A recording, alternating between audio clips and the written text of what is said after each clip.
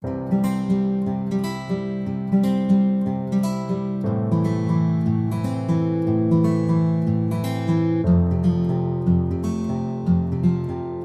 muchas gracias. Buenas noches para todos. Como lo dijo el doctor Bolaños, mi nombre es José Alejandro García, yo soy residente de segundo año del programa de anestesiología. Esta noche me corresponde el tema central de la asignatura de trauma. Hemos traído para todos ustedes protocolo de transfusión masiva en código rojo obstétrico, con un especial agradecimiento a la doctora Paula Guevara, quien es nuestra titular de la asignatura y mi tutora en esta revisión.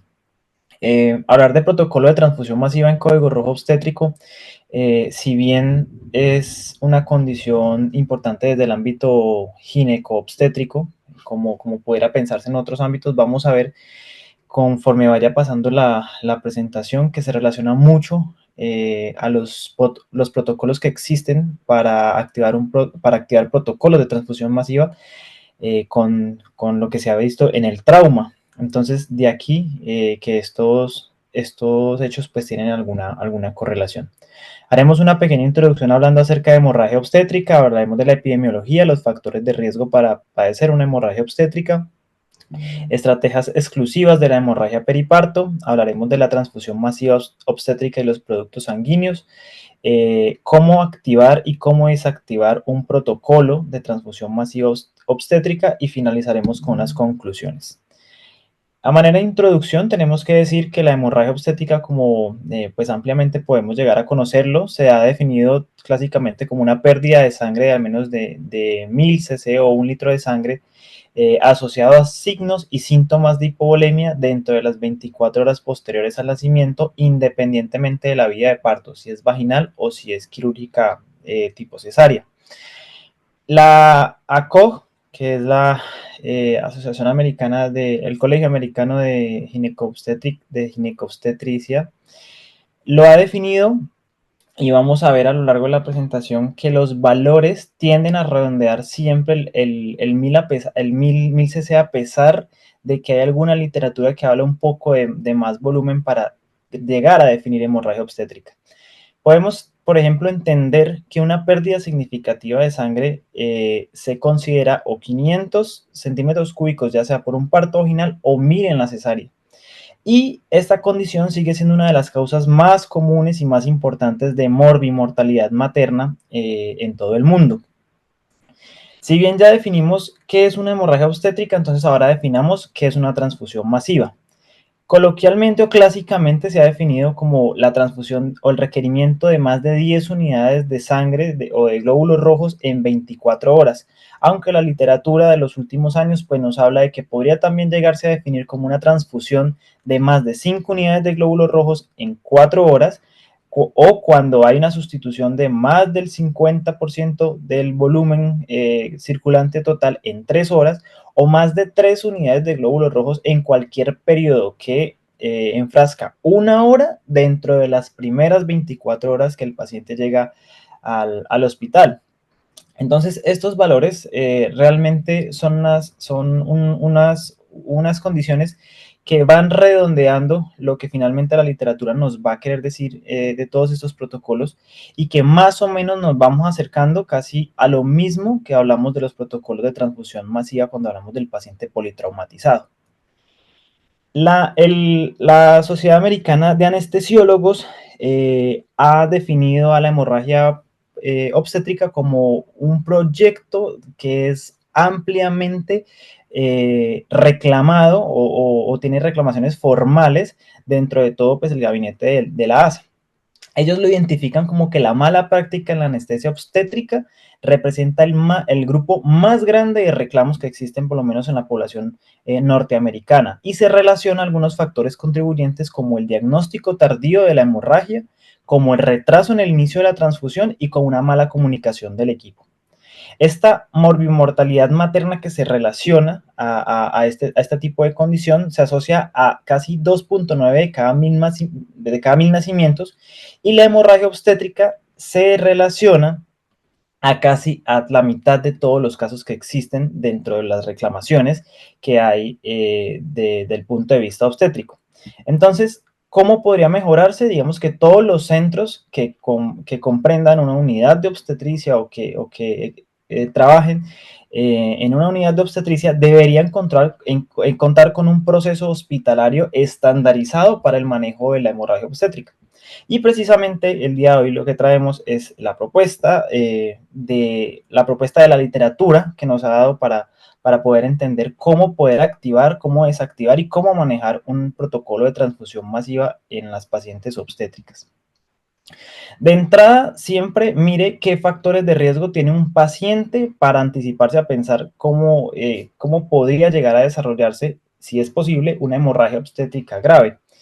Vamos a ver que hay algunas condiciones que lo llaman a esto un criterio predictivo, un criterio predictivo de poder adelantarse a la situación en un mar de probabilidades, pero que si se, epidemiológicamente hablando, que si se ajustan a los factores de riesgo, pues nos van aumentando las probabilidades y finalmente van incrementando las posibilidades de que se presente la condición que estamos hablando. Miren ustedes cómo la inserción de la anormal de la placenta, ácreta, pércreta, todas estas condiciones tienen epidemiológicamente unas condiciones que aumentan hasta 18.5 veces el riesgo. Este ha sido uno de los aspectos más importantes y más relacionados. Le sigue el abrupcio de placenta, la preeclampsia severa, que también oscila, o sea, pues es como casi o todo, casi nada, porque oscila entre casi 3 veces el riesgo hasta 10 veces, y sabemos pues que en el intervalo de 3 a 10 pues realmente es bastante. Y hay otras condiciones que si bien van disminuyendo las probabilidades, pues no podemos no las podemos dejar atrás, como la placenta previa, el desprendimiento intrauterino fetal, la neonitis o que se trate de un embarazo múltiple. Entonces, en el 2017, el Colegio Americano de Ginecobstetricia saca un boletín de práctica, que es el boletín de práctica 183, en donde al punto de vista del anestesiólogo ya lo menciona y va describiendo un enfoque sistemático que permite guiar el manejo de la hemorragia materna según la pérdida estimada de sangre. Y digo que aquí mencionan al anestesiólogo porque es muy interesante cómo ellos dicen, si usted tiene una paciente, ya sea en un parto, en una sala de partos o en un quirófano debido a una cesárea, sabemos que los anestesiólogos, digamos, su desarrollo sí, su contexto es mucho más quirúrgico, digamos que nosotros casi no estamos en una sala de partos. Ellos dicen, ante 500 cc de sangrados, usted puede llegar a considerar que es un umbral tolerable. Sin embargo, si el sangrado excede los 1000, si está entre 500 y 1000, pues preste atención. Sin embargo, si tiene más de 1000, intensifique la atención. Y ya sea aquí sea cesárea o sea parto, miren cómo acá en los partos dicen pídale ayuda al servicio de anestesiología. Entonces es muy interesante saber cómo, por ejemplo, estos protocolos se han diseñado de tal forma que los anestesiólogos no necesariamente en un contexto quirúrgico pueden llegar a aportar sus conocimientos pues en estas condiciones. Y las cesáreas pues definitivamente el anestesiólogo tiene que intensificar el manejo anestésico intraoperatorio, y si ya hablan de más de 1500 cc de sangrado, pues active protocolos de transfusión masiva. Sin embargo, esperar 1500 cc de sangrado, pues como vamos a ver, es bastante difícil, porque ya como vimos previamente en las definiciones lo centran esencialmente en 1000 cc de sangrado quirúrgico. Recordar, no voy a ahondar mucho en esto, recordar las estrategias que se tienen siempre en la hemorragia periparto, la oxitocina, la metilorgonobina, las prostaglandinas como el misoprostol y finalmente la carbetocina, como todas estas condiciones o todos estos fármacos que obedecen la línea del código rojo obstétrico, pues son importantes a tener en cuenta cuando nos enfrentamos a esta condición.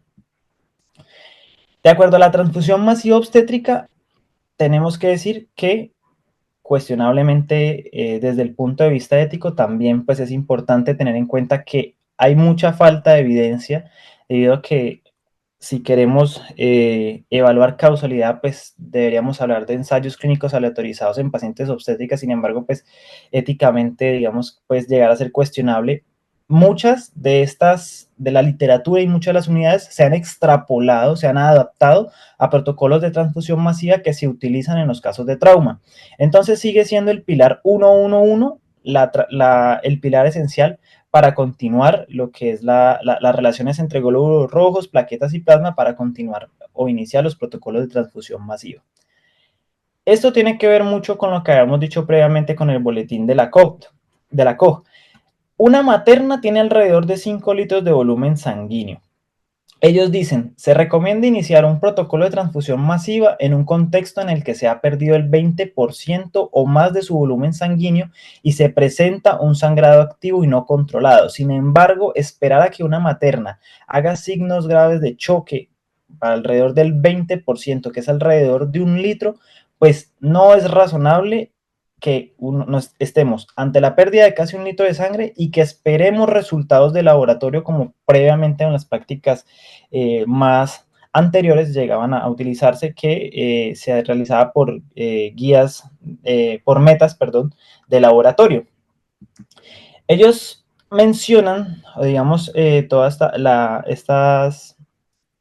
estos artículos que tienden a ser un poco, no tan recientes, pero sí por lo menos de la última década, controlar o objetivizar su manejo hemodinámico por los resultados de laboratorio. Si bien no vamos a iniciar un protocolo guiado por solamente resultados de laboratorio, sino que como vamos a ver ahorita, existen varios criterios para que podamos llegar a pensarlo. Ellos sí dicen, cuando usted lo inicie, haga estos o tenga estas metas. La primera y la más importante claramente es el cese del choque hemorrágico. Esto pues en vista de lo quirúrgico y de todo lo que se tiene que hacer desde el punto de vista quirúrgico, pues controlar el sangrado va a ser la única salida de las cosas. Considere trabajar con un INR menor a 2 o un PT menos del 1.8 veces el control. Y de igual forma, el PTT menos de 1.8 veces el control, considere que tengamos unas plaquetas de más de 50.000 y un fibrinógeno de más de 200. Vamos a ver también cómo históricamente ya se ha ido incrementando estos niveles, porque niveles, por ejemplo, de 100 se relacionaban a continuar la hemorragia, y niveles también de plaquetas mayores a 50.000 se asocian efectivamente pues a un cese de la hemorragia. Entonces, estas son condiciones que nos hacen pensar cómo más o menos uno va manejando el paciente. De entrada, como vamos a transfundir, las guías le dicen a uno, transfunda o haga un enfoque con unidades de RH o positivo. Sabemos que en la gran mayoría de los casos, en los pacientes, por ejemplo, traumatizados, se eligen las unidades de glóbulos rojos O positivos que se pueden donar a los pacientes. Sin embargo, con las pacientes embarazadas, usted elija un enfoque con RH O positivo. ¿Por qué? Porque el RH O negativo. ¿Por qué? Porque el RH O negativo es el universal donante de los glóbulos rojos. Se utiliza en las zonas, en los momentos de emergencia sin tiempo para tipificar a los pacientes, y especialmente en esta población como lo son las embarazadas, se prefiere el RH negativo para evitar la isoinmunización de la madre. Porque si por alguna razón el feto es RH positivo, pues puede haber aloinmunización y puede haber complicaciones en los próximos embarazos de la paciente. Y realmente se ha evidenciado que el riesgo de complicaciones agudas e inmediatas a la transfusión son menos del 0.1%, son realmente bajas. Si hay escasez en la institución en donde uno esté desarrollándose, si hay escasez de RH positivo, pues claramente que eso no se piensa, se puede administrar unidades de glóbulos rojos O positivo. Una vez, cuando ya se tenga la tipificación de la paciente en en todas las condiciones de las pruebas cruzadas que se le hacen a los pacientes, digamos en estas situaciones de emergencia, se puede cambiar a los glóbulos rojos del mismo grupo y sistema ABO y RH tan pronto como sea posible.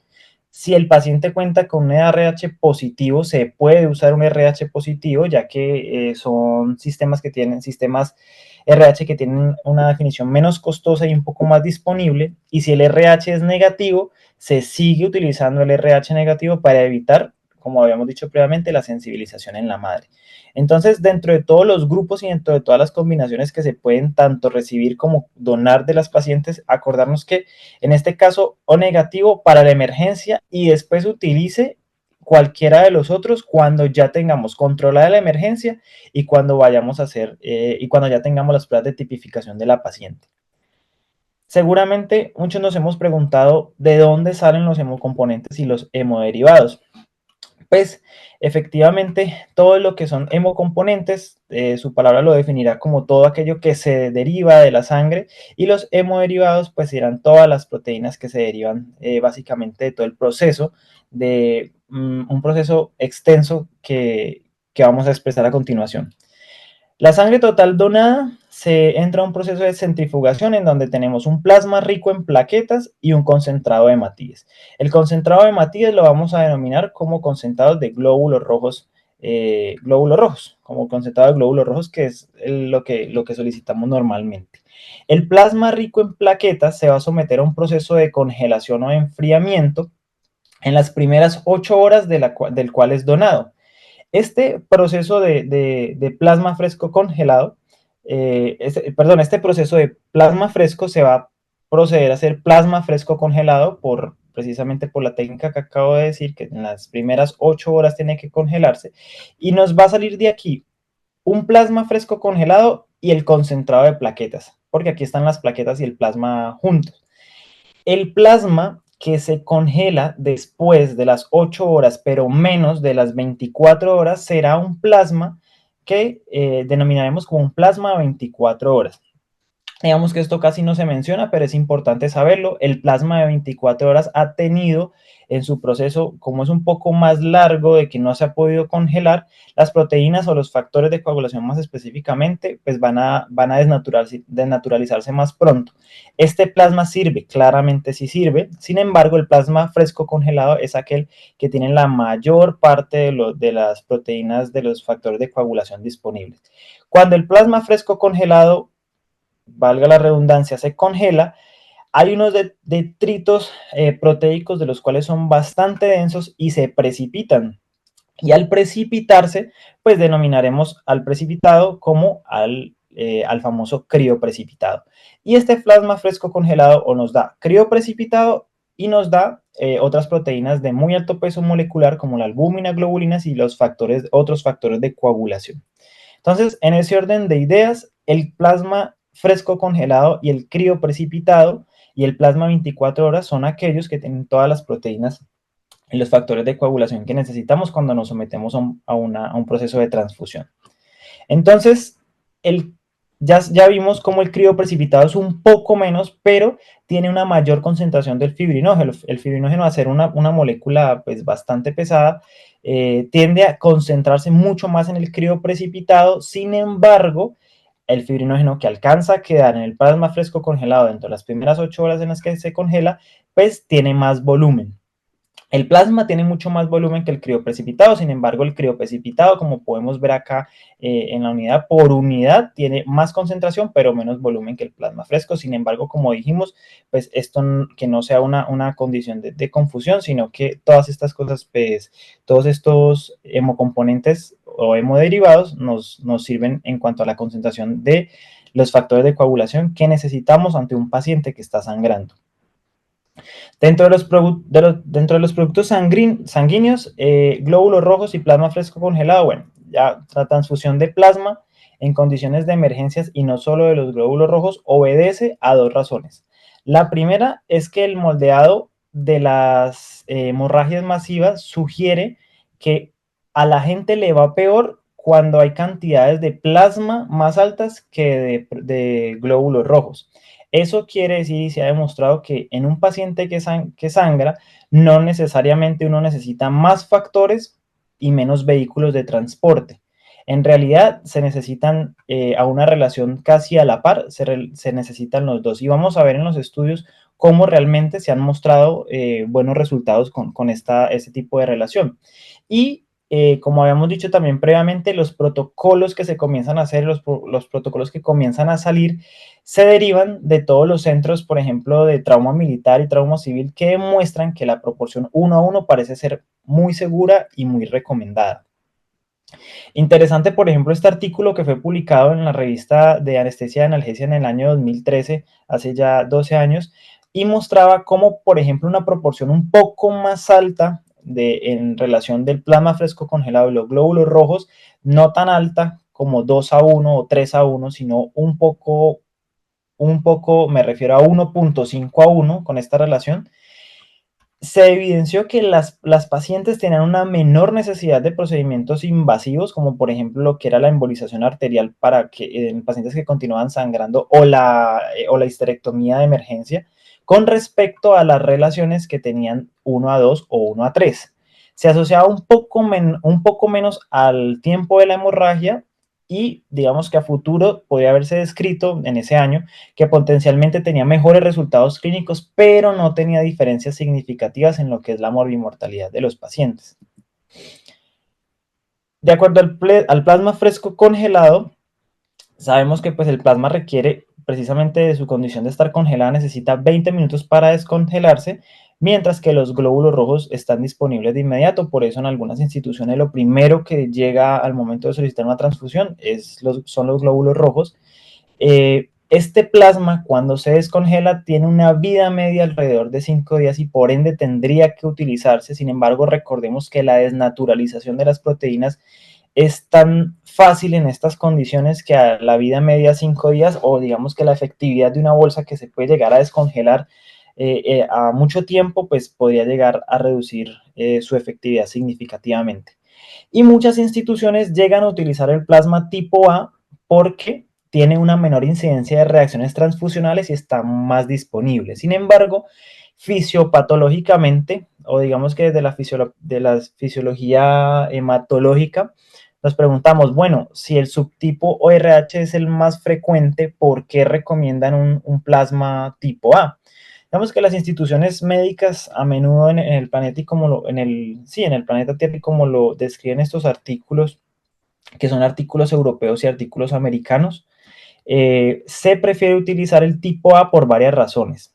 Aunque si bien el grupo O positivo es el más frecuente en la población humana, en general, el plasma tipo A tiene unas ventajas, y es que se ha visto que tiene una menor incidencia de reacciones transfusionales. Es compatible con un número considerable de receptores, incluyendo los A y los AB, y reduce el riesgo de relaciones transfusionales graves. A pesar de lo que uno pensaría, la disponibilidad del plasma tipo A también es muy amplia, a pesar de que la mayoría de la población es O positivo, y puede ser utilizado y se ha visto que es efectivo en muchos casos. Sin embargo, lo más seguro es utilizar un plasma tipo AB.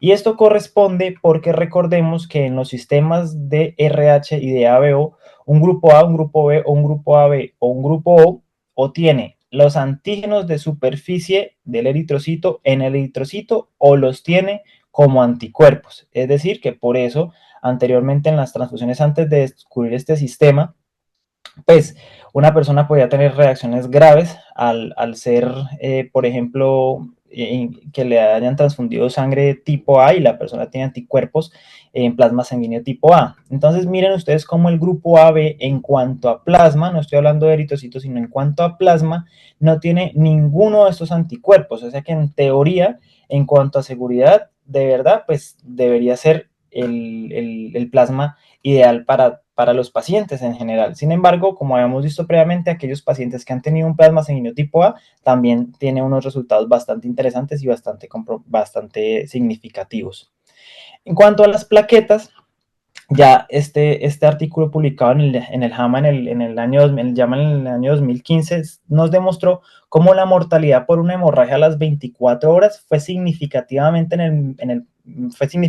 menor en el grupo que conservaba la relación 1-1-1 que aquellos que les pusieron 1-1-2, es decir, glóbulos rojos, plasma fresco congelado en relación a 1 y el doble de plaquetas. Por lo tanto, esto se puede llegar a extrapolar y se ha extrapolado a la hemorragia obstétrica y a otras situaciones que obedecen todo lo que son las condiciones de transfusión masiva.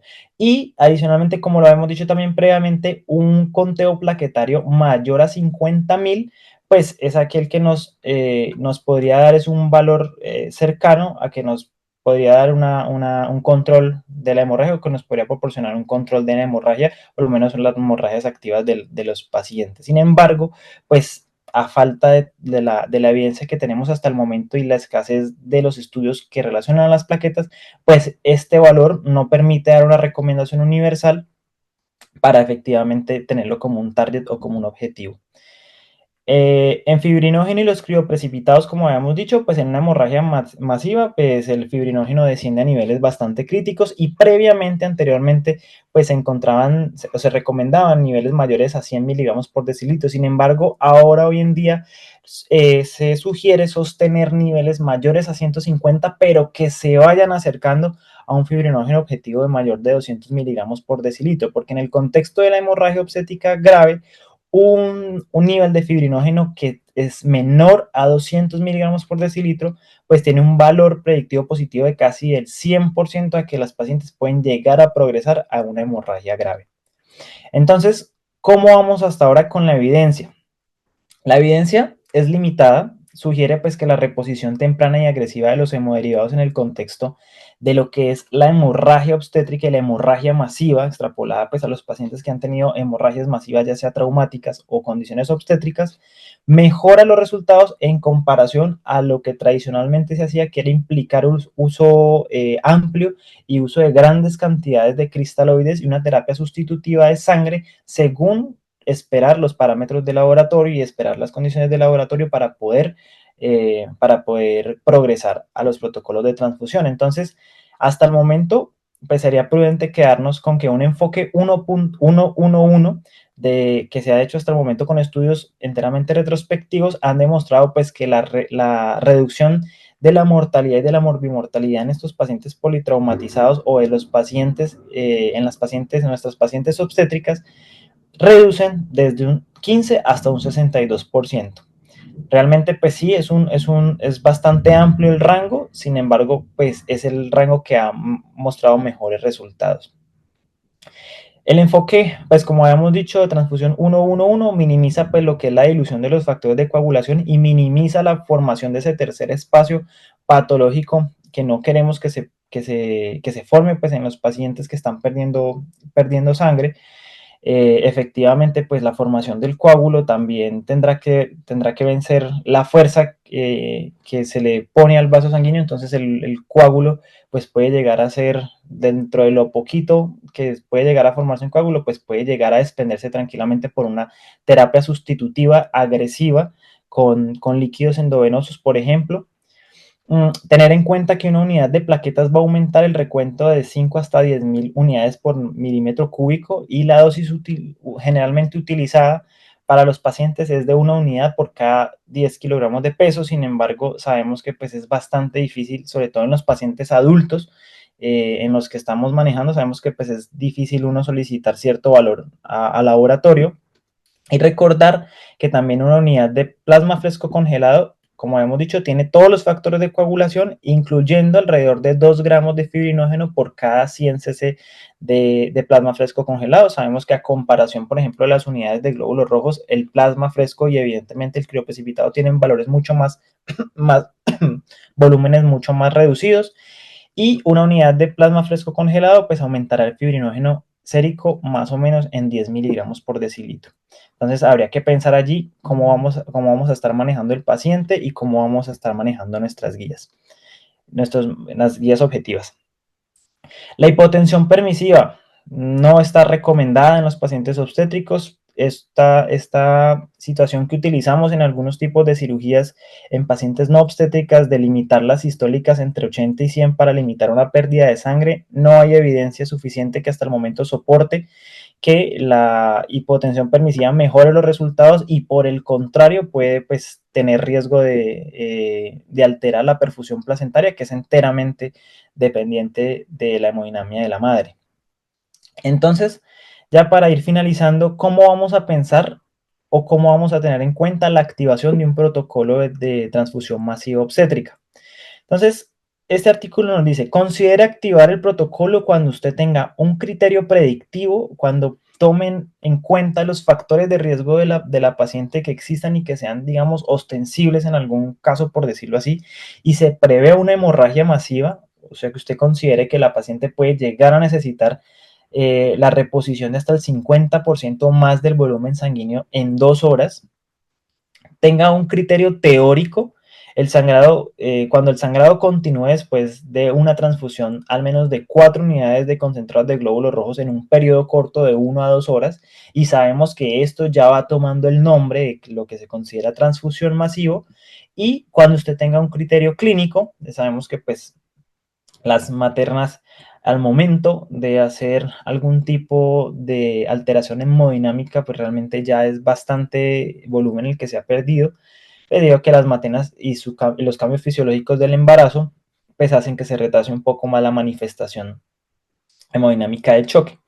Sin embargo, ante el criterio clínico de cuando usted considere que la presión arterial sistólica sigue siendo persistentemente inferior a los 90 milímetros de mercurio y la frecuencia cardíaca sigue siendo superior a los 120 latidos por minuto, en presencia o en contexto de que haya un sangrado que no se esté controlando. Entonces, una vez activado el protocolo, nos recomiendan que se hagan algún tipo de rondas. La primera ronda va a consistir en la transfusión de 6 unidades de glóbulos rojos, 6 unidades de plasma fresco congelado, 6 unidades de plaquetas y 6 unidades de crioprecipitado. Una vez se pueda llegar a transfundir todo eso, pues evaluar según los objetivos paraclínicos que tenemos. En este caso, digamos, deberíamos tener a la mano unos gases arteriales para considerar la hemoglobina objetiva y los objetivos hemodinámicos con el control de la causa, con el control del motivo de la hemorragia, y si no lo tiene, haga una segunda ronda. ¿Con qué? Nuevamente con 6 unidades de cada uno de los hemocomponentes. Nuevamente, evalúe los objetivos paraclínicos y hemodinámicos con el control de la causa, y si no, agréguese una ronda 3, y es que si ya no lo ha hecho, hágalo, y es considerar la administración de 1 gramo de ácido tranexámico en 10 minutos. Por lo menos las guías colombianas y lo que nosotros hacemos, por lo menos en nuestro país, sabemos que antes de llegar a esto, muy probablemente desde el punto de vista de anestesiología, la administración de 1 gramo de ácido tranexámico ya se habría hecho hace rato. Sin embargo, pues considérela como un manejo que puede llegar a considerar hasta los 25 miligramos por kilogramo de ácido tranexámico para estas pacientes obstétricas con hemorragia que no se puede controlar. Evalúe nuevamente con los objetivos paraclínicos y hemodinámicos, y si no, establezca una ronda 4 en la que va a establecer o va a administrar 6 unidades de glóbulos rojos, 6 de plasma fresco congelado y 6 de plaquetas. En este caso, pues ya no nos recomiendan lo que es el crioprecipitado, y si dado el caso esto persiste, vuelva e inicie desde la ronda 1 todo este protocolo que se activó. Esta es la tablita que más o menos quise hacer acá en esta animación. Esta es la tabla. Fue publicada en el año 2016 en la revista americana de ginecología y obstetricia, en donde pues recomiendan esta terapia agresiva desde el punto de vista de cantidades de hemocomponentes. Una vez activado el protocolo, una vez se controla la hemorragia y una vez se puede estabilizar a la madre o a la paciente obstétrica, pues hay que evaluar pues claramente con los objetivos y el control de la causa. Si ya tenemos los objetivos o ya tenemos el control de la causa establecido y la paciente ya estable, pues considere desactivar el protocolo, porque de lo contrario, pues estos artículos dicen que el laboratorio, hasta que no haya un momento en el que se pueda desactivar el protocolo, van a seguir pidiendo y van a seguir solicitando revisión de unidades de glóbulos rojos, de todos estos hemoderivados. Entonces, pues en teoría deberíamos tener una adecuada comunicación y desactivar el protocolo, porque de lo contrario, pues se seguían preparando las siguientes rondas. Ellos no lo van a asumir que se van a seguir preparando rondas hasta que uno no lo desactive. Y consideraremos que el protocolo de transfusión masiva obstétrica se ha finalizado. A manera de conclusiones, o por lo menos las ideas que nos podemos llevar todos, pues tener en cuenta que la hemorragia obstétrica es una condición emergente que requiere un manejo adecuado de la reposición de hemocomponentes de una forma rápida y temprana. La evidencia dentro del ámbito obstétrico sigue siendo desafortunadamente bastante limitada. Sin embargo, pues los estudios retrospectivos observacionales retrospectivos han mostrado unos buenos resultados en similitud o cuando se extrapolan los resultados a los protocolos del paciente politraumatizado y los protocolos de transfusión masiva del paciente politraumatizado. Un enfoque 1-1-1 podría ser o podría demostrar desenlaces benéficos en estos protocolos de transfusión masiva en código rojo obstétrico, y todas las instituciones de atención materno-fetal pues deberían estandarizar dentro de su equipo un uso de un protocolo de transfusión masiva obstétrica con un modelo paso a paso como el que mencionaba este colegio americano de obstetras, como por ejemplo el que mostramos ahorita con su activación y su respectiva desactivación. Esta es la bibliografía utilizada para la revisión del día de hoy y muchas gracias a todos.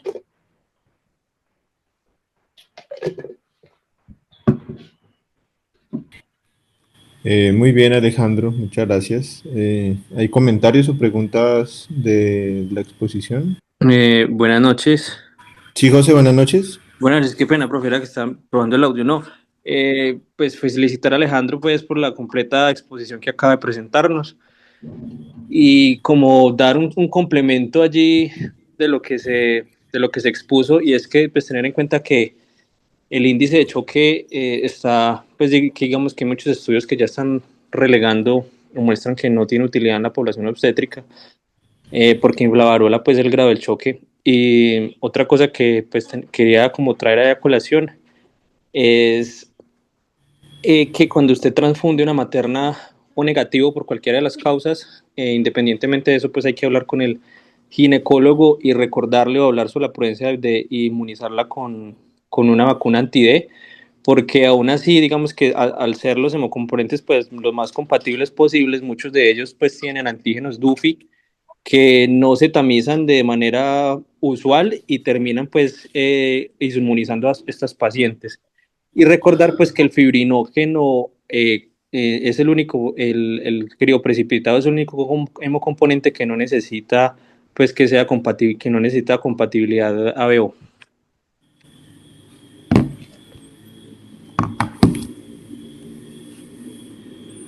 Bueno, la doctora Komaromi tiene levantada la mano. Sí, gracias, doctor. Bueno, finalmente mi otra reunión fue diferida, entonces pude estar presente. Alejandro, felicitaciones, manejas el tema muy bien, nos has presentado información actualizada y yo más que intervenir con un concepto puntual, eh, quisiera invitar a los doctores Francisco Arias y a la doctora Karen Girón, que estuvieron participando hace un par de semanas en un curso muy interesante de trauma en el Hospital Militar en Bogotá. Y precisamente uno de los temas en el que se abordó allá fue este tema pues, de las transfusiones masivas. Con el doctor Arias teníamos incluso unos conceptos pendientes de aclarar, que ya los hemos aclarado privadamente, pero me gustaría, Francisco, que nos compartas aquellos conceptos en los que teníamos dudas respecto a cuándo estoy en presencia o cuándo estoy planeando una transfusión masiva, cuál es finalmente el número que se define dentro de lo que ustedes aprendieron allá en este último concepto actualizado y cuál era la conducta sugerida. Esa es mi invitación porque veo que pues Francisco y Karen nos están acompañando.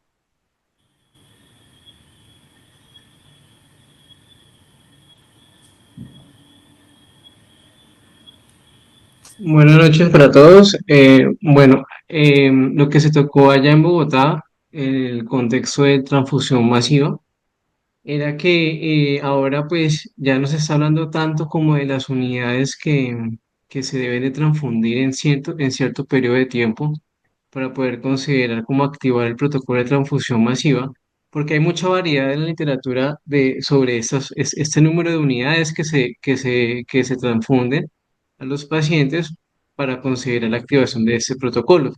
Entonces, allá lo que hablábamos y lo que se tocó pues sobre los protocolos de transfusión masiva es que ahora estamos pues como teniendo diferentes pues como conceptos sobre la parte de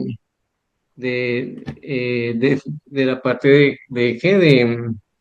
O sea, antes se consideraba que más de 10 unidades de glóbulos rojos en 24 horas que se consideraba ya como protocolo de transfusión masiva. Pero entonces ahora hablamos de un sangrado sustancial, de la intensidad de reanimación y el umbral de administración crítica de, de, de, de transfusión de hemoderivados. Eso fue lo que hablamos allá, doctora. Mm, De acuerdo, entonces no estamos hablando ya de un número fijo. Nosotros seguíamos trabajando el concepto, y esto para Alejandro que nos presentó conceptos similares más no iguales. En los textos que ustedes revisan encuentran que hay una tablita que muestra que si han sido más de 4 unidades en el transcurso máximo de 2 horas, o que han sido más de 10 unidades en 24 horas. Redondeando este concepto que nos está transmitiendo Francisco, y de lo mismo que obtuvimos en esa última revisión, se le está dando más importancia a los tiempos pequeños en los que pasamos grandes cantidades. Estos tiempos pequeños, entre comillas, bien pueden ser definidos entre 2 y máximo 4 horas.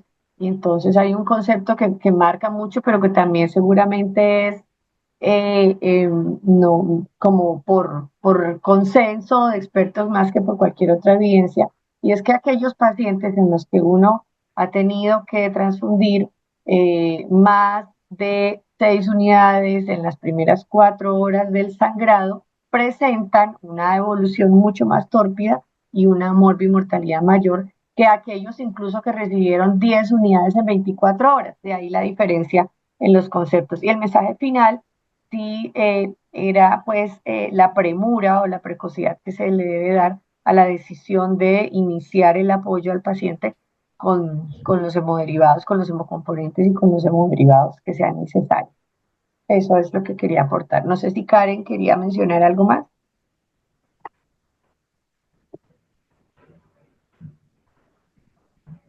No, doctora, con lo que dijo Francisco, sí, pues en eso quedamos allá con los profes. Ok, gracias.